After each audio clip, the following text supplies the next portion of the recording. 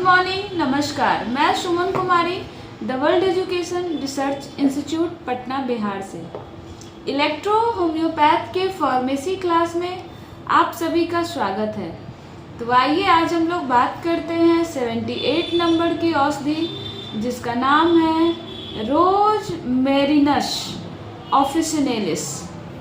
तो आइए जानते हैं इसका हिंदी नाम, प्रचलित नाम और ये कौन से परिवार से आते हैं और इस पौधे से औषधि का निर्माण कैसे किया जाता है। आइए मैम से जानते हैं। जी, तो आज हम फार्मेसी के क्लास में आप सभी को रोजमेरिनस ऑफिसिनेलिस जो पौधे हैं उसके बारे में बताएंगे, यानी उससे कैसे औषधि का निर्माण होगा और इससे निर्मित औषधि कौन सी बीमारियों में उपयोग किया जा सकता है। तो सबसे पहले जानते हैं कि रोजमेरिनस ऑफिसिनेलिस को दूसरे और कौन से नाम से जाना जाता है। तो इसे और रोजमेरी के नाम से जाना जाता है, यानी इसका दूसरा नाम रोजमेरी है और यह रोजेसी परिवार से आते हैं, यानी इसका जो बज परिवार है वह रोजेसी है।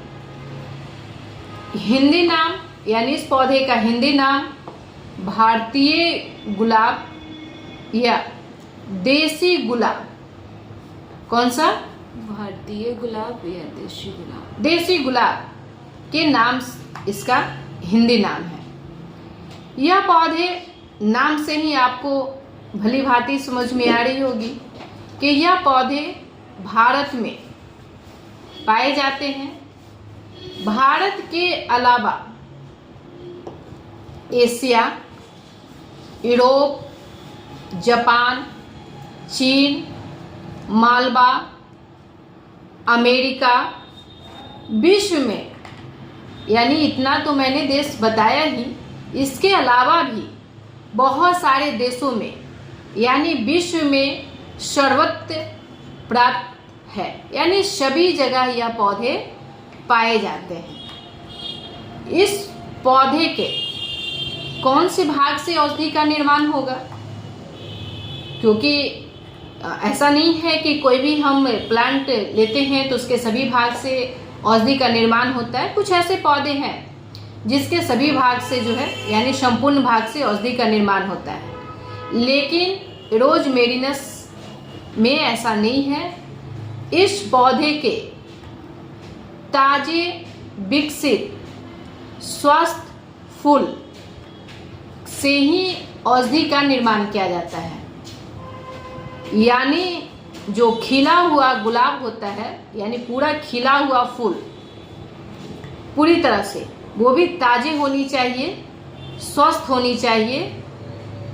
तो इस ताजे स्वस्थ फूल से औषधि बनाई जाती है। इससे निर्मित औषधि, यानी इससे जो निर्माण किया हुआ औषधि है वह हमारे शरीर के, हमारे जो शरीर है उसके, उस पे जो है यह प्रमुख, यानी इसका जो है वो प्रभाव जो है वो आँख, स्त्रियों की जननांग, हार्मोन श्रवण ग्रंथि, यानी हार्मोन स्रावित जो ग्रंथि है उस पे इसका जो है मुख्य प्रभाव होता है।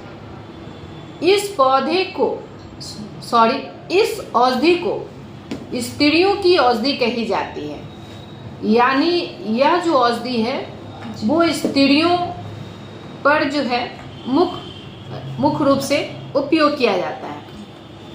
यानी स्त्रियों में कौन सी बीमारी में इस्तेमाल किए जाते हैं, तो यदि आँखों में जलन हो, प्रजनन की समस्या हो, हार्मोन सही से स्रावित नहीं हो रही हो, और स्त्रियों में युवावस्था, यानी जो युवावस्था होते हैं उस समय बहुत सारी समस्या महिलाओं के साथ होती हैं, जैसे संक्रमण की समस्या, मानसिक समस्या यानी मस्तिष्क से समस्या, हार्मोन से संबंधित समस्या, ऐसे अनेकों प्रकार की समस्या युवावस्था में महिलाओं को होती है। तो इन सभी प्रकार की समस्याओं में यह जो पौधे हैं इससे निर्मित औषधि का उपयोग किया जा सकता है। तो यह जो औषधि है वह मुख्य रूप से स्त्रियों की औषधि है। तो आज आपने जाना कि जो है इलेक्ट्रो होम्योपैथ में 78 नंबर की जो औषधि है रोजमेरिनस, इसे कैसे औषधि का निर्माण होता है, इस औषधि का क्या कौन से बीमारियों में उपयोग किए जाते हैं, इन सभी के बारे में मैंने आज इस वीडियो के माध्यम से बताया।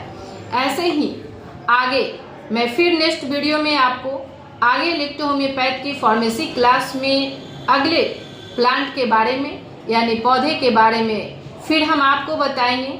और यह वीडियो आप लोग अवश्य ध्यान से देखें, इसे समझें, क्योंकि इलेक्ट्रो होम्योपैथ में जब तक आप 114 प्लांट को अच्छी तरीके से नहीं समझेंगे, उनके गुण धर्म को नहीं समझेंगे, आप फार्मेसी नहीं कर सकते।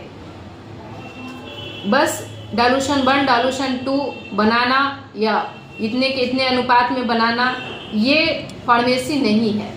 फार्मेसी अगर बढ़िया से सीखनी है तो सबसे पहले जो 114 पौधे हैं उसके बारे में आप जानें, उसके बाद आप फार्मेसी बनाने के लिए सीखें। तो आप जो है सभी वीडियो को देखें।